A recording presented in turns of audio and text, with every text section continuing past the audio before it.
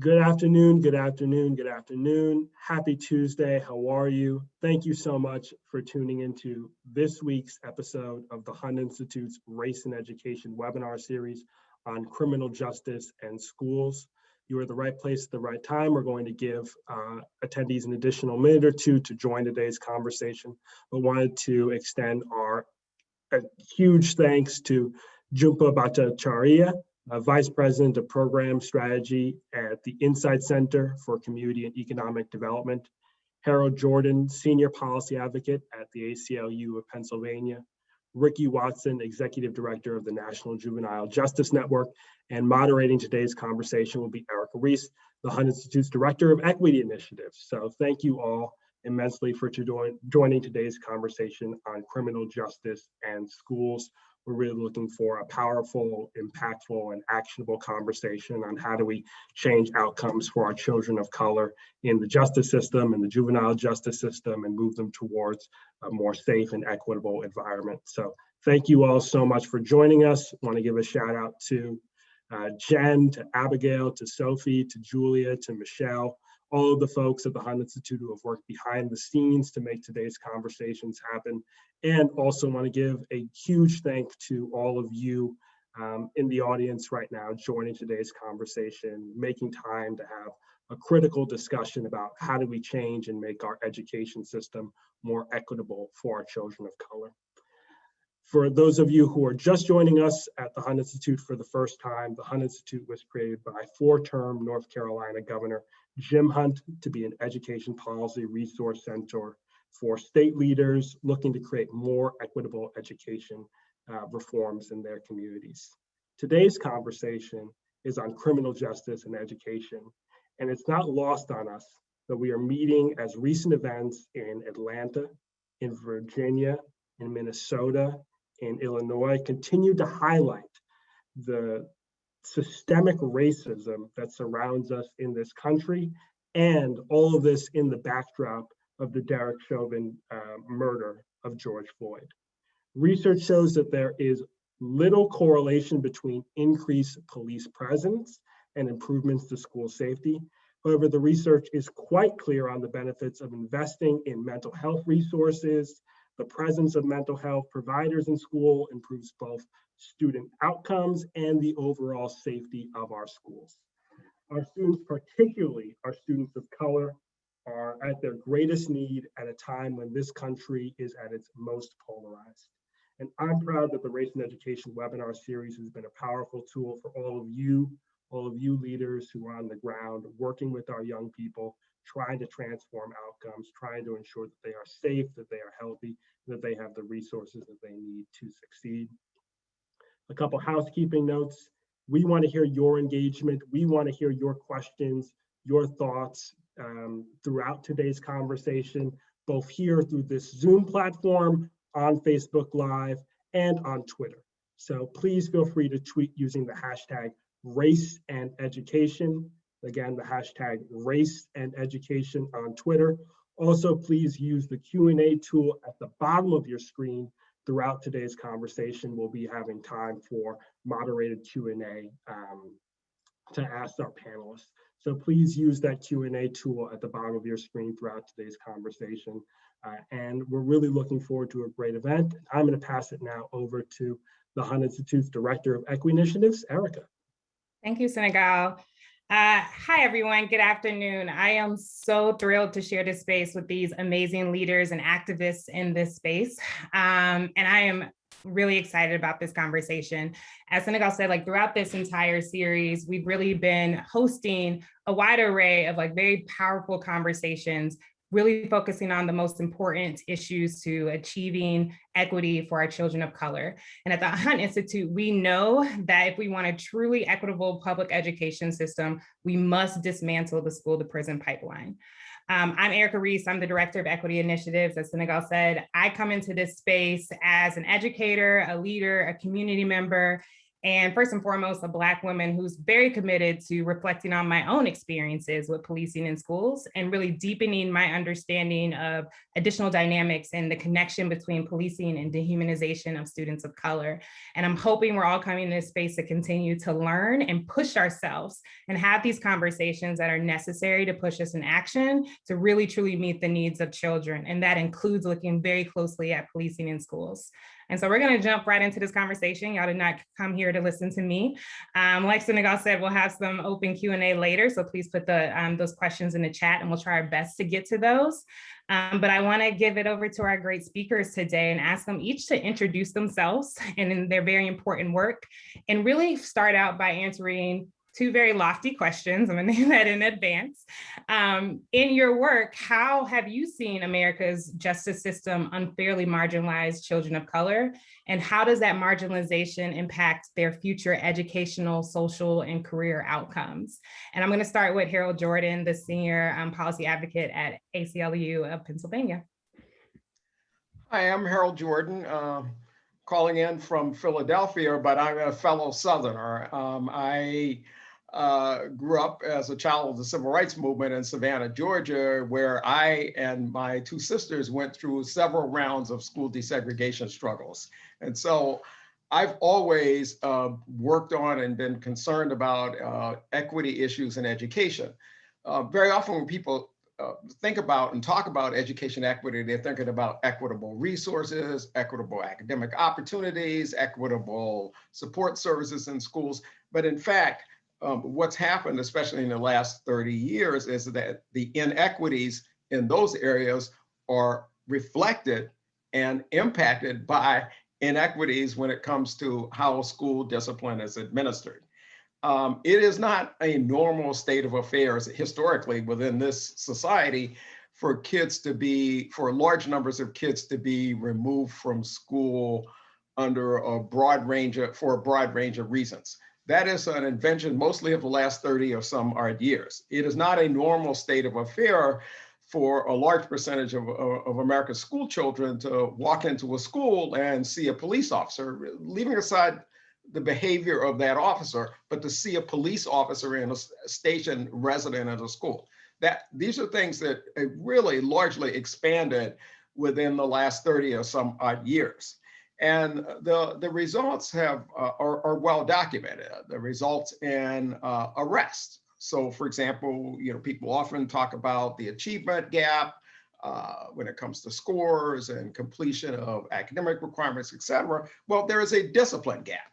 The child who is most likely to be arrested or suspended out of school in most places is a Black boy with a disability at rates that are greater than anybody, followed by Latinx boys with disabilities, followed by all students with disabilities, followed by all Black students, if you're just going down the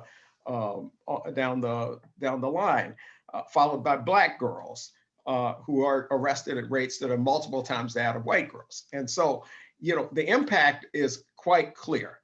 And then finally, I want to say, when we talk about the school to prison pipeline, we don't just mean the pathways that take a young person directly from a schoolhouse to a prison in the form of arrest, but we're talking about the indirect pathways. And so we know from the research, for example, that a kid who is suspended, especially multiple times, is more likely to have eventual, not just eventual criminal justice system involvement, but criminal justice system involvement within the next year to 2 years of that young person's life. And so that's one aspect of that. But the other aspect of it is that when Black and brown students are punished at disproportionate rates, they lose a positive connection to school. So even if they do not end up in prison or with justice system involvement, that very often what happens as a result of being disciplined, especially multiple times, is they lose that positive connection to school. They get a bad reputation. They're treated differently by teachers and peers in higher grades. And so, the impact could be that the kid just doesn't have a positive relationship with school or reap the benefits of those equity struggles in the broader sort of resource domain. Thank you, Harold. There's so much I want to dig into under that. And thank you for naming the really kind of reframing the history around the role of policing in schools and thinking about the length of that and what does it look like, what it looked like 40 years ago versus now, and speaking to those inequities that compound and how we can see that through this particular lens. I want to hand it over to Jhumpa Bhattacharya. Sorry, Jhumpa. I was going to get over to Bhattacharya, the VP of Programs and Strategy at Insight and Center for Community and Economic Development, to add her thoughts to those questions. Yeah, well, good afternoon, folks. Good morning to folks that are on the West Coast with me. I'm still 11 o'clock over here. So I want to kind of start off by talking a little bit about who I am and my background to give context to like why I'm here in this conversation. So I am the VP of Programs and Strategies at the Insight Center, which is an organization that puts race and gender at the center of progressive economic justice, right? But in my former life, so I do a lot of work around the economy and a lot of work around racial and gender wealth inequities in particular. And there's a direct correlation between mass incarceration, the push for mass incarceration, and wealth stripping that happens within Black and Brown communities. So that's kind of the overarching frame that I'm bringing in terms of looking at the economy writ large and marrying the rules and narratives of the economy with mass incarceration, right? And deeply looking at anti-Blackness. But before I was doing this work, I was a youth organizer. I was a teacher at a high school in East Oakland. So I saw kind of firsthand what it was like to be working with and teaching Black and Brown children with cops at schools, right? And that impact that they had, not only the relationship between children, and they are children, let's remember that, and the security officer that was on campus, but how that impacted how other teachers and other adults saw and treated and vilified Black and Brown children, quite frankly, right? And so there's a couple ways I want to answer this question. So one, I think, Harold really brought it home in talking about the direct impact that this has on Black and Brown youth, Black and Brown children directly. But I also think it's really important to remember that Black and Brown kids don't live in a vacuum. They live with families, right? So what is happening to their parents, what is happening in their communities, what is happening to their uncles, their older brothers, their grandparents, impacts them, right? So we live in a nation where Black people are incarcerated at 5 times the rate of white people. 5 times, right? And 2 times the rate of Latinx folks, right? Black people make up 33% of the population. I'm sorry, they make up 30% of the people who are incarcerated, but only 12% of the population nationally. And so, we throw out these statistics, and what I think ends up happening is if we don't pair that with the stories and the actual lived experiences of Black and Brown people, where do our brains go? Our brains are like, well, that must mean Black people are causing more harm, right? They're doing more crimes out there, or they deserve, right, to be incarcerated. And that's not the case. And so one of the things is that we really have to look at how anti-Blackness is deeply, deeply embedded in our legal system, in our economy, quite frankly, and in every institution that we kind of live and breathe with by virtue of living in America. And that's an uncomfortable reality, but it's one that we have to name and face directly. And I fully believe that the way in which anti-Blackness is embedded in all of our institutions and all of our systems deeply harms not just Black people, but it harms Brown folks, Latinx folks, it harms Asian folks. I'm South Asian. My parents were immigrated here from India. It harms white people. It does, right? We've created a system where who we see as deserving and who we don't see as deserving is rooted in anti-Blackness, and it impacts all of us who have been pushed to the margins of society, right? And that impacts young people, obviously, right? Because again, they don't just live in these vacuums in their schools, they live in the larger context. And so I'm just here to remind people that when a young person is seeing, like 1 in 20 Black men between the ages of 35 and 39 have been incarcerated at some point in their lives, that sends a message to them. And what message is that sending them? It's sending a message that I am not valuable, that I am not being seen, that my community is one that is is controlled heavily, right? And all of these messages that they're internalizing themselves around internalized oppression, like what's happening, right? Like who do they see as role models? Who do they see? What do they see their life outcomes to be? And so all of these things kind of come into play when we're talking about children and youth. I think we often focus on the direct, what's happening directly with children and youth, but the context of which is happening is also highly impactful. Thank you, Jhumpa. I was just snapping to everything you were saying behind the scenes over here. I want to ask Ricky Watson, the Executive Director of the National Juvenile Justice Network, to add his thoughts and perspective on that as well.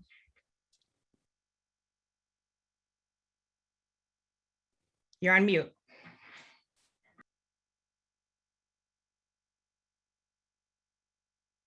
Oh, you're still on mute. Let's see if we can support.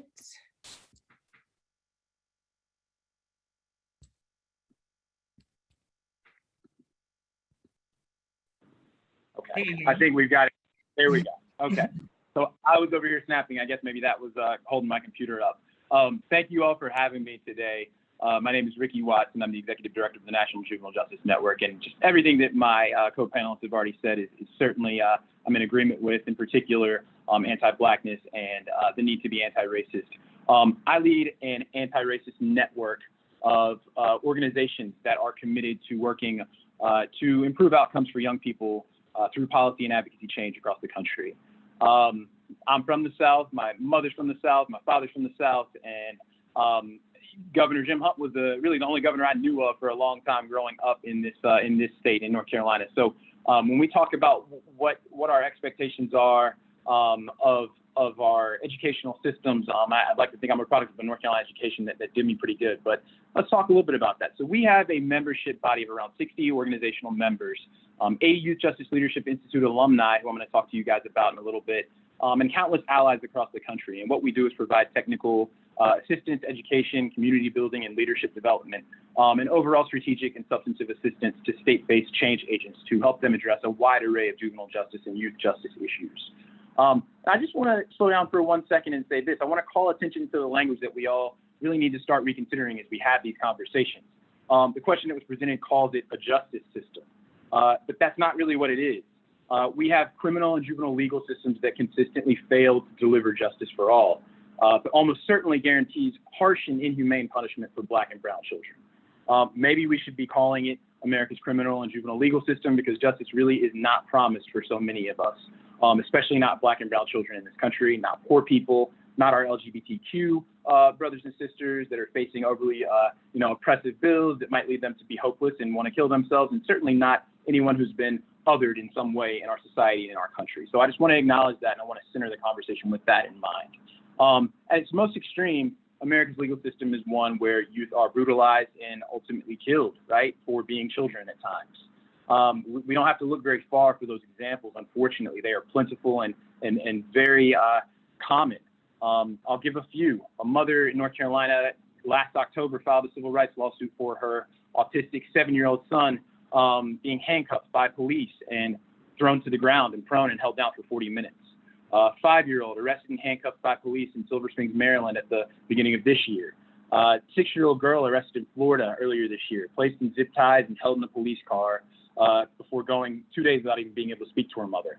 A 16-year-old being body slammed, 16-year-old girl, mind you, being body slammed in Florida by an SRO. A 15-year-old girl being body slammed in North Carolina for trying to break up a fight. And we've all seen some of the latest headlines where youth don't even make it to a courtroom, unfortunately. Instead, they end up shot. And I think the latest incident, we're hearing that deadly force was used in a situation where, it shouldn't have been. It very clearly shouldn't have been. So quite frankly, those are all instances that happen far too often, and it's hard to keep track at times. But on a near daily basis, under normal circumstances, non-COVID times, right? Children of color are marginalized in a variety of different ways, and it really starts very early in the process. Typically, it's really a vicious cycle that a child may be having some trouble in school, and I think Harold alluded to this a little bit, but child having trouble in class or in school and in need of additional attention. Sometimes that can manifest as acting out or not being quite on task. And then unfortunately, even for those young children, that punishment for that type of behavior can lead to expulsion or suspension from school, which is the last place they need to be removed from, right? That means less instruction time, less class time, less opportunities to socialize with their peers and understand how to follow rules and how to be on task. And when those children are ultimately pushed out of school, they end up behind and frustrated, and their educational outcomes are decreased. So then they all tend to fall into this negative downward spiral of hyper-surveillance in school by their teachers and others that ultimately leads them into being pushed out of school and out of class. Eventually, and sometimes instantly for some people, depending on what the offense is or what the alleged offense is, those suspensions and expulsions can turn into arrests and court referrals, and they ultimately further just marginalize children of color and push them down a really negative path. And in COVID times in particular, many of those disparities have only really been amplified, from access to lunch and who has a decent meal in a day, to who has lack of high-speed internet access and who can even participate in virtual and online schooling from the comforts of their own home. The stark disparities are there and they're ever present. And honestly, in this country, as a Black person, they start at birth with terrible maternity rates for Black mothers who give birth to kids and suffer different types of issues and implicit and conscious bias by their doctors. So, we are in a society that's chosen to accept certain things, specifically recently here, like Mr. Harold said, in the last 30 years. I'm not old. I'm young enough to remember when SROs weren't in school, but I'm also young enough to know when they started to come into school. So I think that we really have to acknowledge that there were different ways of doing things, and we need to kind of figure out how to get back to a lot of that. But ultimately, we as an organization want police out of school disciplinary matters because we know that when they're around, schools rely on them to handle issues that used to be handled in-house by teachers and administrators. We want better resources for schools, for our teachers and administrators. We want more counselors, we want more nurses, and we want more tools to allow for educators to do their jobs while still treating children like children in school, not in a courtroom or worse. So thank you guys for having me. Thank you for sharing that. And I want to dig deeper in a moment, but I first want to also say thank you for challenging us to really reflect on justice and that term specifically in the system, the justice system, specifically when we're thinking about the conversation we're having right now on equity and racial equity and what does justice mean amongst populations and what does that look like or what it doesn't look like. And some would say then justice system within that when thinking about the system that we're describing right now. I do want to dig deeper in that, and I'm really excited about these next few questions as a few come in. But I'm curious, Harold, starting with you, can you describe the dynamic between law enforcement and specifically how that should change to support the needs of our children of color?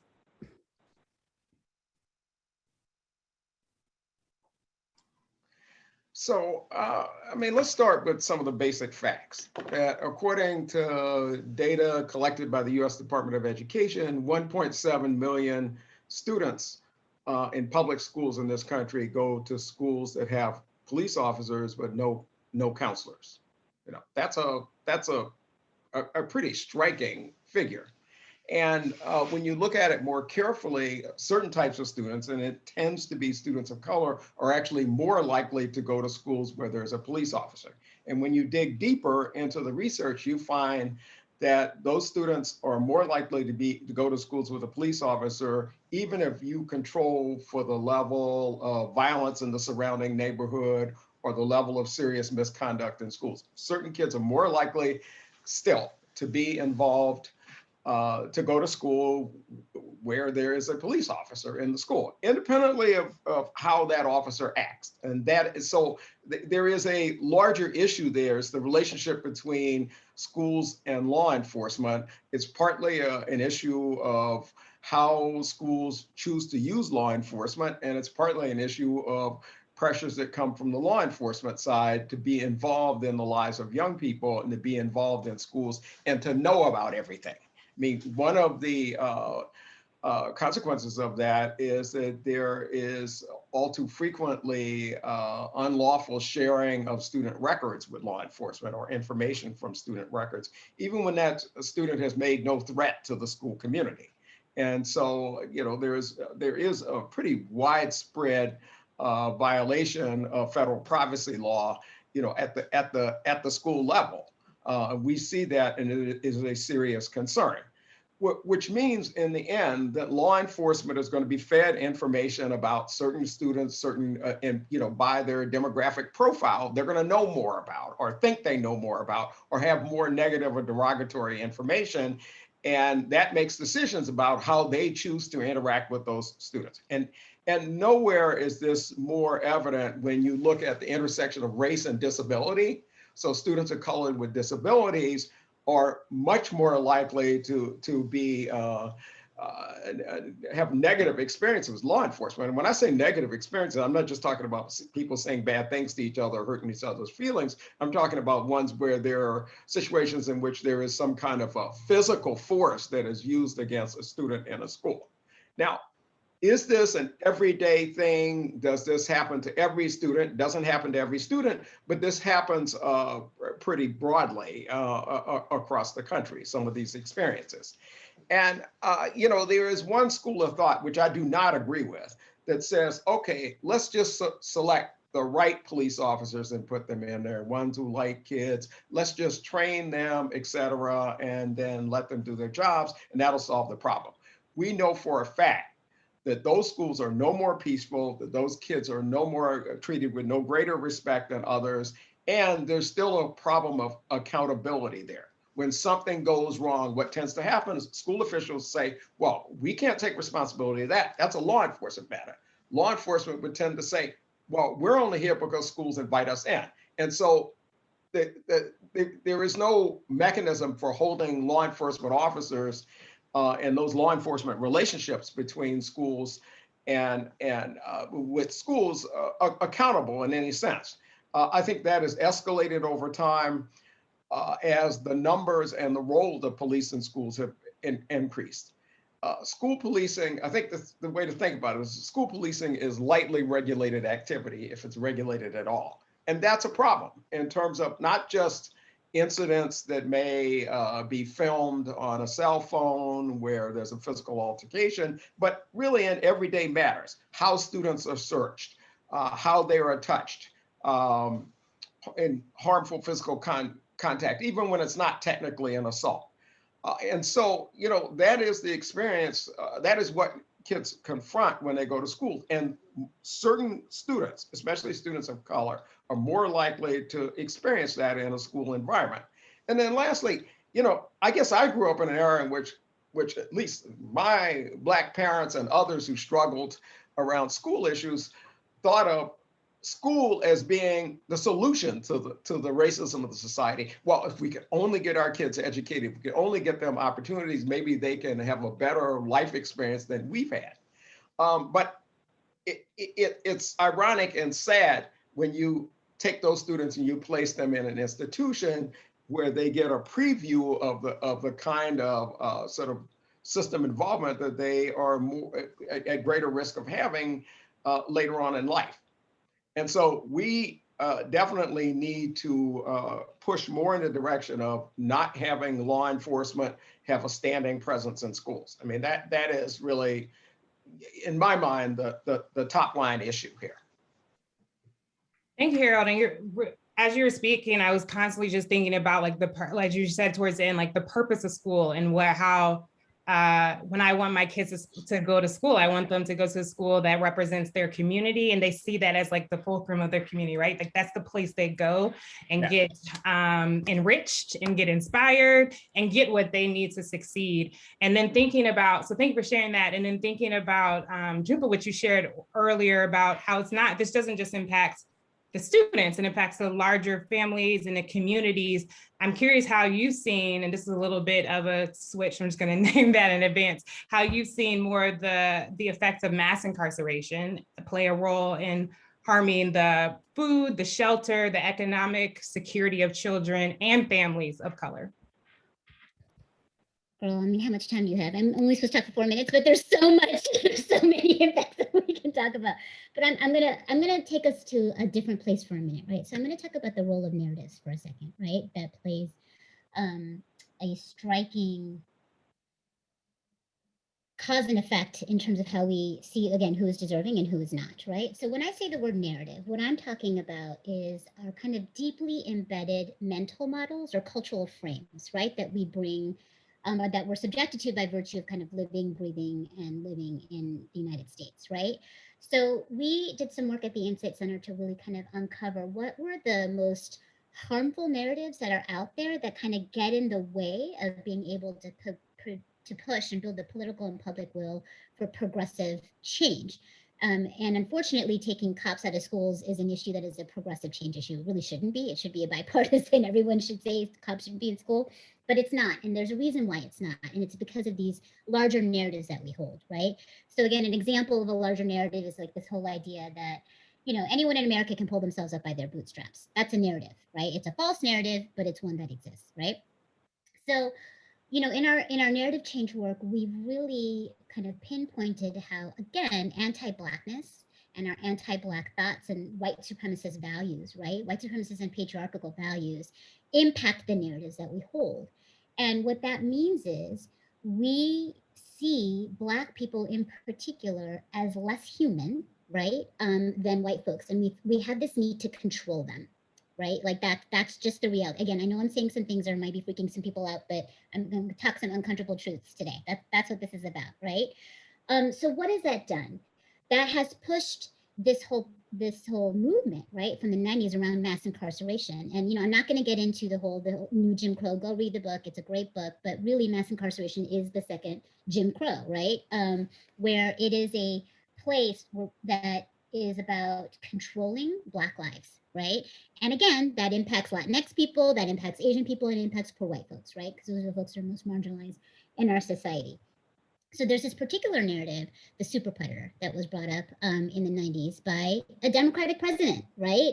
So this is not just a Republican issue. This is a societal issue.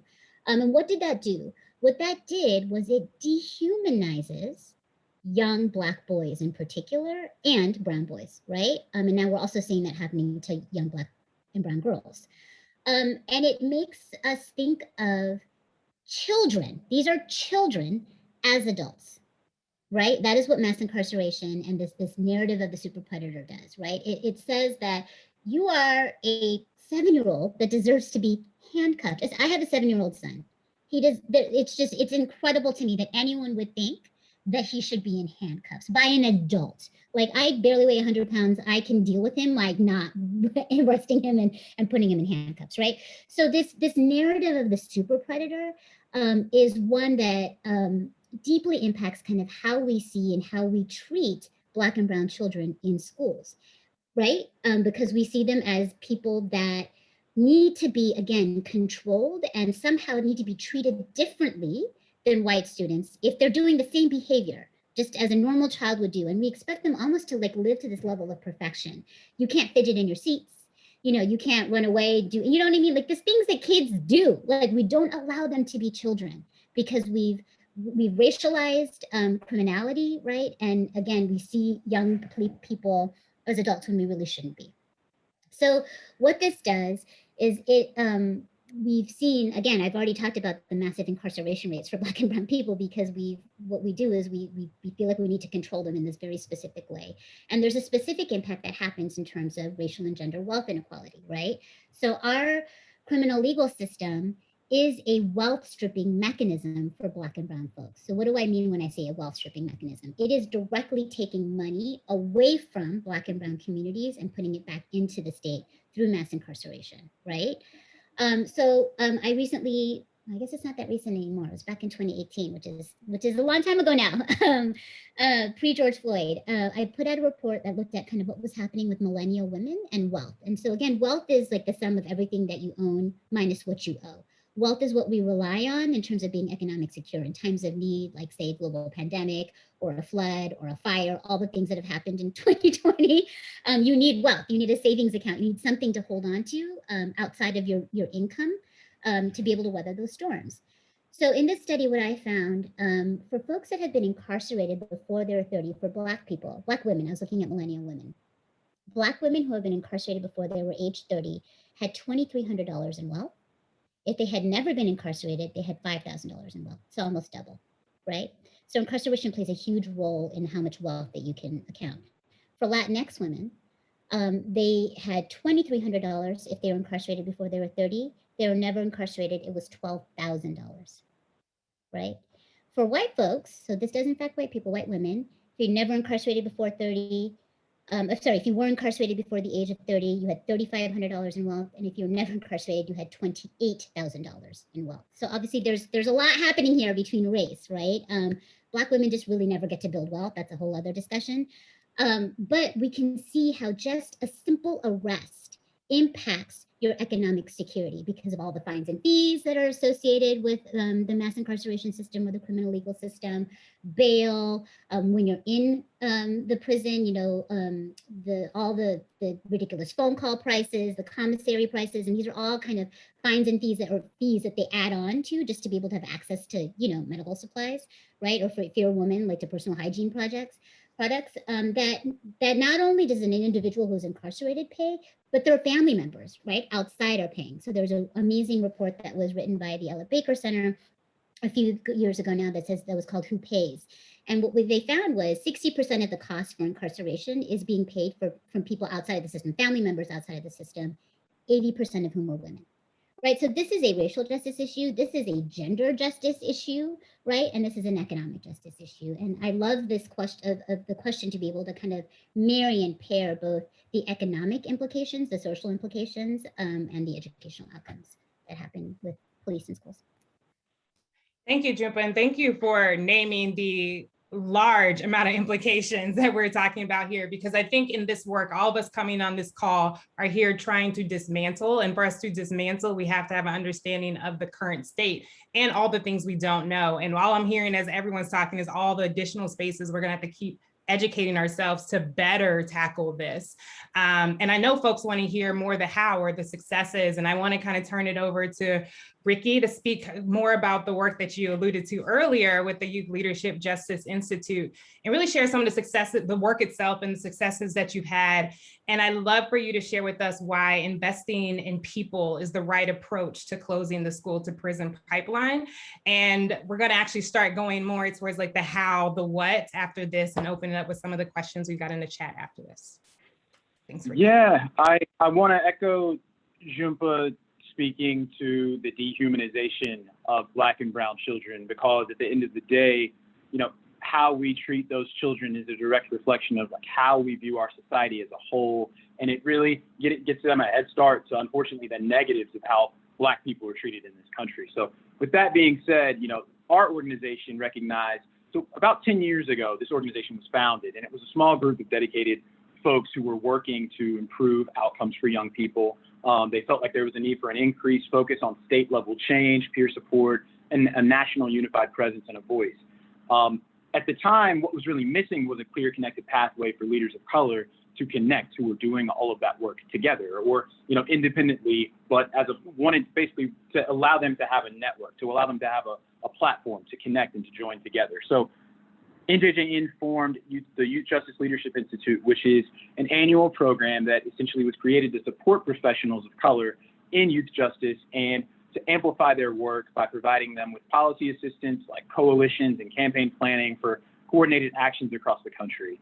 And I just want to take a moment to acknowledge the added toll that this juvenile and criminal justice work takes on people of color, right? So seeing your community systemically designed to fail, seeing sometimes hardly being given peanuts to kind of fix those problems and solve those problems, that are deeply rooted in our society, and dealing with all that vicarious trauma all at the same time. Often we feel the burden of wanting to do right for our people and communities while failing to really process all that stress and trauma that we are exposed to as advocates. So this was one of the exact reasons why the Youth Justice Leadership Institute was created. I'm an alumni. I know that Mr. Jordan, one of his, I believe, understudies is also an alum. So we think this program is really great because we currently have over 80 different alumni from this program from across the country. And we have another cohort graduating this week. And we've built a true army of skilled advocates of color who are doing the work to reimagine youth justice for their communities. In some cases, that means completely dismantling and complete abolition. And in other cases, it's less subdued, or more subdued, I'm sorry. But as you all can imagine, the vicarious trauma that many advocates experience is only really magnified for people of color. And I think this program does a really good job of addressing that and supporting folks who are really trying to get through it. So I think investing in people who look like the overwhelming majority of the population that we're speaking about is critical, because answers to many of our problems lie within community, not in a prison, not a detention center, not a jail. We believe those answers and solutions lie with the parents and the families and the people that are invested in young people in their communities and that want to see young people be successful. So we want children in communities with appropriate resources and supports. And the more advocates we have who are armed with community and connection to build those solutions and share ideas and share successes and share strategies that are effective and that are proven and that work, the better outcomes will be for all the youth that we're working for. Thank you, Ricky. And actually, you just led me to our next kind of general question I'd love for anyone to jump in and share, because you're talking about, those inputs, those resources outside of the traditional policing that we would look, that folks are more and more familiar with every day in schools. And I'm curious, and anyone can respond to this, how do you all suggest schools really start to focus on those larger elements around counseling and family services, youth and foster care, immigration enforcement, and really the other institutions and practices within schools to really provide more wraparound services in a way further from the traditional policing that we're starting to see in schools across this country? I'll take a crack at that, if I may. I mean, it's a matter of how you spend your money and what kind of policies you have, and there may be other things, but let's just deal with the money and the policies. I mentioned earlier that 1.7 million kids go to a public school, roughly 96,000 public schools in this country, schools that have a cop and no counselor. Now, those positions are often funded by state grants. There is some federal funding through the Department of Justice's COPS office, and there's a need to change that, reduce that, eliminate that program. But at the state level, there are state grant programs. So I would estimate that in a state like Pennsylvania, there are more positions that are funded by state grants than by federal grants. And then there are positions that are funded out of local school district budgets. So school districts need to step back and say, what are the right resources that we should be providing to kids? It may be counselors, it may be social workers, it may be school psychologists, it may be folks from the community that can work with other people in the community, so-called community intervention workers and others. So there's a question of how you spend your money and your resources, and that needs to change, whether it's the restrictions and requirements of state grant programs or how local funding is spent. And then the other point I made in the beginning was that, this problem goes back, or at least it started escalating about 30 some odd years ago, but it didn't just happen by accident. There were a number of changes to law and the policy, many of them at the state level, that made it possible for local school districts to boot kids from school for a broad range of reasons. And those policies mostly were written in the 80s and early 90s, but the 80s was the heavy time for policymaking. So as a result, you have states that have laws where a kid can be removed from school for a lengthy period of time, a year or an indefinite period of time, and oftentimes without any kind of due process, right? And so that needs to change. One of the positive reforms that we've seen in a handful of states are the state laws that have been passed that place restrictions on the suspension and the expulsion of young children. Now we're talking about pre-kindergarten through third grade. As it turns out, there are heavy rates of suspension and removal of kids in small kids. And that is skewed in a way that disproportionately affects Black and brown children at the youngest ages. And so several states, starting with Connecticut, adopted laws that said, for the most part, you can't do that. There may be isolated exceptions, but we're also going to provide some other resources to support those families and to do other kinds of interventions and work with families in a different way. And so there is a need. These are just examples of some of the kinds of state laws and state policies, either state laws that make it mandatory that local schools remove kids for a broad range of reasons. I'm not talking about like, and most of this is not situations where somebody brings a gun to school. That's what the law was originally intended to address. But in reality, these are mostly situations where there was not involving a gun or a serious weapon. The kids are removed from school under a broad range of circumstances. And so that whole sort of legal and regulatory framework needs to change as well. So in the end, you know, it is about how you spend your money and about what kind of policies you have in place. Thank you. I want to give space for Ricky and Jhumpa to add on, but I also want to appreciate you, Harold, for naming at the state level, and then ask Ricky and Jhumpa to we're getting a lot of questions around the school level as well, and how school leaders and educators can be held more responsible, or how they can address this and trying to change the narrative, which I'm hearing a lot and all three of you all speak to. And I'm curious if you can give us some guidance on that. Yeah, I'll hop in and say this. You know, we want to see more alternative options essentially in schools. We want to see things like restorative justice utilized in schools that allow people to kind of confront and come face to face with whatever challenges or issues they have and come to a resolution together. I would also like to see the removal of status offenses from conditions of probation for any young person that is under the juvenile court jurisdiction. Another thing I'd love to see is an end to suspensions and expulsions for any elementary school student. I mean, I'd love to see it for more than that, but realistically, in this conversation, I think starting with ending that for elementary school students would be a great way to get started on that effort. You know, in terms of the work that NJJN is doing around, you know, trying to prevent students from being caught up in the criminal justice system or the criminal legal system, I have to retrain my brain as well, is we approach this work on two different fronts. So I'll say on the front end, NJJN is working very closely with our members and national partners to try and establish a lower minimum age of juvenile court jurisdiction. I, as an advocate, worked for a different organization in North Carolina to help raise the age, and we finally did that, so congratulations for us. But a big issue with that, and something that is hopefully in the works to be updated and changed soon, is establishing a lower floor, because right now you can be 6 years old and be sent to juvenile court in North Carolina, and let's be honest, that's absurd, right? I've had clients 6 years old in court, and you know, fortunately, I was able to get all those cases dismissed. But the concept and the fact that a child would be brought into court, taken out of school, taken out of their home, and brought into court to answer something that they might have done is just absurd to me. So we want to see that. And we obviously want to see across the country a higher floor. And we're pushing for 14. We understand the probably more reasonable ask is probably 12. But internationally, and I think we as a society need to start looking to other places around the world for examples of how to do things. Internationally, 14 is what we see in a lot of countries, and I like to think we could get there one day.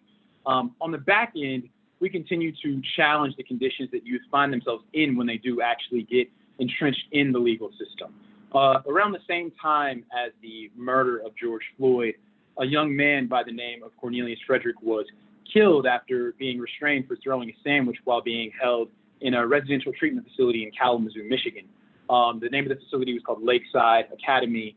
And it was a for-profit facility that was run by Sequel Youth and Family Services. We, as a result of that, began a campaign last year to end all for-profit warehousing of children across the country. And we feel very strongly that states are resourced enough to address and to handle issues for children that maybe happen to need to be removed from their homes. And Cornelius was a kind of a crossover child who happened to be involved in some welfare issues and some juvenile related issues. But either way, we don't want to see any children warehoused in any for-profit facilities. And that's a big campaign that we're going to be working on for a while. Jhumpa, do you want to add anything? I mean, I, of course, echo all of the very specific things that both Harold and Ricky talked to, and I'm going to take us again to a little bit more of a elevated mindset here is, I think it's really important for us to recognize that Black and brown kids, when they step into schools, right, they're stepping into a culture and a climate that is inherently anti-Black. It is inherently designed for them not to thrive, right? And that's how they're entering into this space. Again, I'm going to say some uncomfortable things and you all are going to feel some feelings. And if feeling feelings, that's a good thing. You should be feeling some feelings over having this conversation because it's deeply emotional, right? So if you're not getting emotional, then I would check in with yourself and see why, right? It's deeply personal, and it's urgent. It is so, so urgent, right? So I think it's really important for us to kind of examine as teachers. Again, I was a teacher at a school in East Oakland there was literally 2 white kids, everybody else is Black and brown, right? Why we turn to punitive measurements in a heartbeat when something goes wrong in the classroom, right? Like that's our kind of, that's the first thing that we want to do, is to punish and be punitive rather than looking at root causes of a problem, right? And so, as Harold mentioned, our budgets are a reflection of our values and of our priorities, right? So we know all of the research that is out there. People have spoken to this on this panel. Those of you who are working within the educational system, like that are attending here, literally all of the research tells us that these punitive measurements are further harming folks, and they're not getting to root causes of the issue, right? And what are we trying to say when we're talking about rehabilitation? I can't say that word, but you know what I'm trying to say, right? So I think we really have a lot of reflection to do on why we are so punitive, particularly to Black and brown people when they make one mistake or 2 mistakes. Fine, maybe they make lots of mistakes. That's what youth are designed to do. And we do not give them the freedom to be able to do that within the school system without it having really, really massive implications, right? So I encourage you, the next time someone is acting a fool in your classroom, and it will happen, how you respond, right? And take the moment to listen and understand what is the context, again, that this child is growing up in, right? And don't pull the trigger and send them to the principal's office right away. Don't call in the security officer right away. Like let's figure out alternative measurements to really deal with the situation. And again, get to the root cause of the problem versus going the easy way out and putting a Band-Aid solution by removing the person from the system or your classroom. Thank you for naming that. And I think I would say, Jubal, like the one thing I'm getting from everyone is very much is how are we getting beyond the statistic, the label, the this is what it is, and really doing our due diligence as educators to understand all of the complexities going in that we are now seeing in this quick interaction with a student, and how are we leveraging communities and families to inform that? Because Harold, as you were talking about the policies piece, I kept going to the question of how are states involving the communities to help influence the policies that then go and affect their kids, and what does that look like, and what successes there are. And so I know we are a little bit close on time, and I want to name that we've had amazing questions in the chat that I am sad to not get to all of them now, but we'll look for opportunities to address them in the future, of course.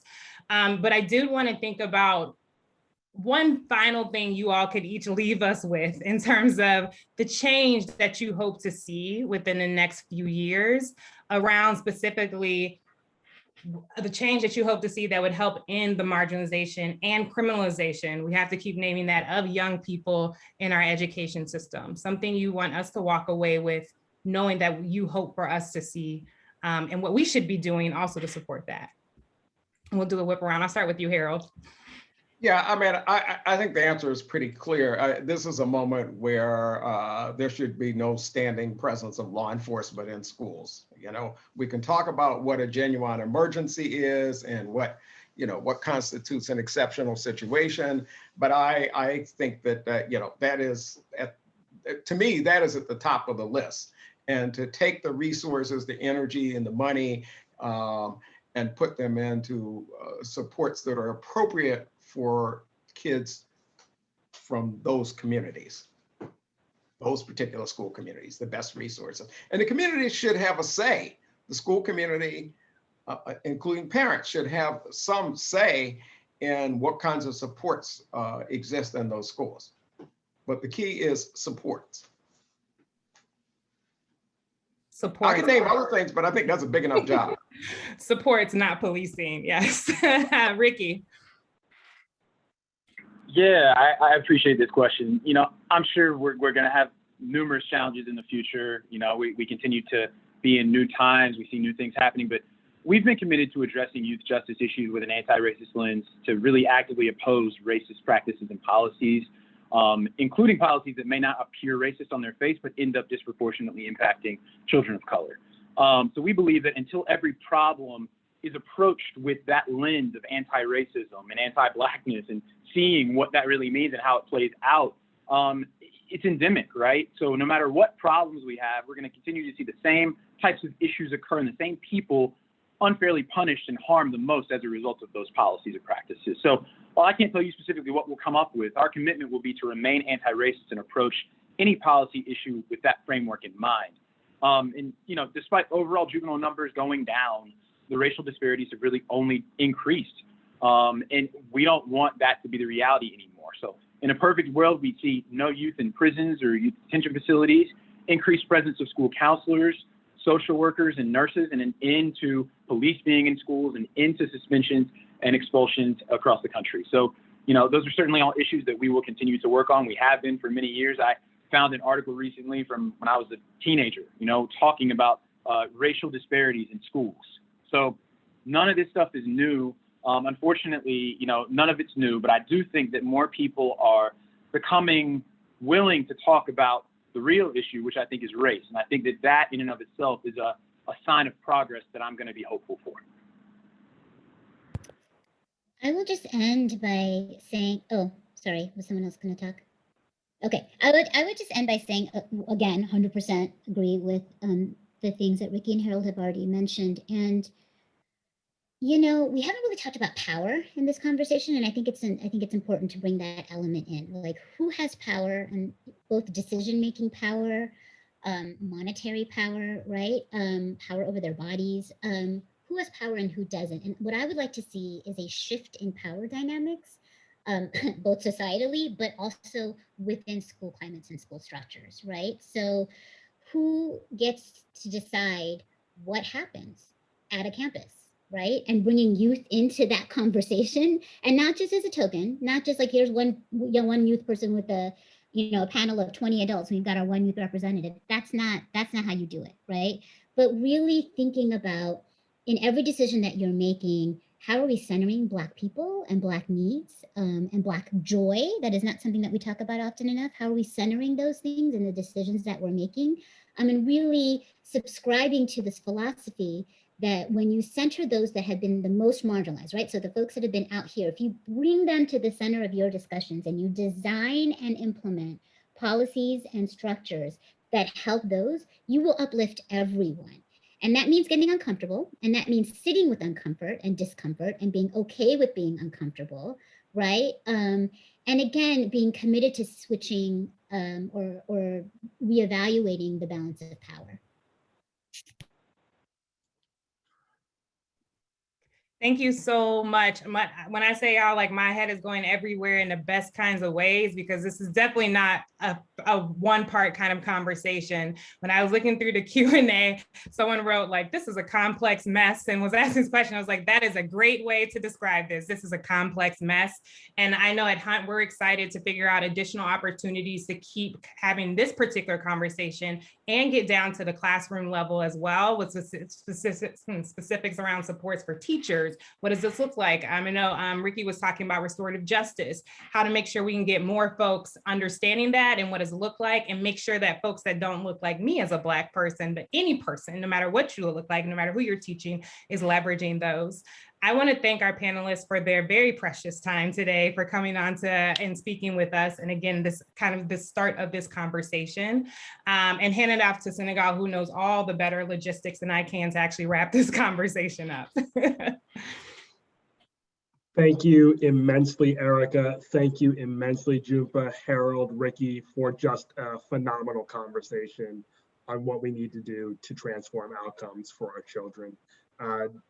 Can't believe an hour flew by that quickly, because it was just such a beautiful, intriguing, deep, and very engaging conversation. We have to figure out ways to continue this conversation here at the Institute in our school levels, at our district levels, at our state levels, because despite this conversation lasting an hour, the issue will take much more effort, time, energy, and love to solve for our young people. At the Hunt Institute, we're committed to having really engaging conversations with all of you. Our next conversation is going to be on thinking creatively with evidence during COVID-19, looking at student growth now into the future. That's going to be on April 22nd, this Thursday. So we would really appreciate if you registered for that conversation on webinar series on monitoring student progress during this unprecedented year. And then we're having a conversation, our governing principles webinar series on HBCUs, expanding state and federal support for historically Black colleges and universities. But again, wanted to extend our amazing thanks to all of you at the audience who registered for this event. Thank you for your comments, for your engagement, and thank you to our panelists. And looking forward to seeing you on a Hunt Institute webinar soon.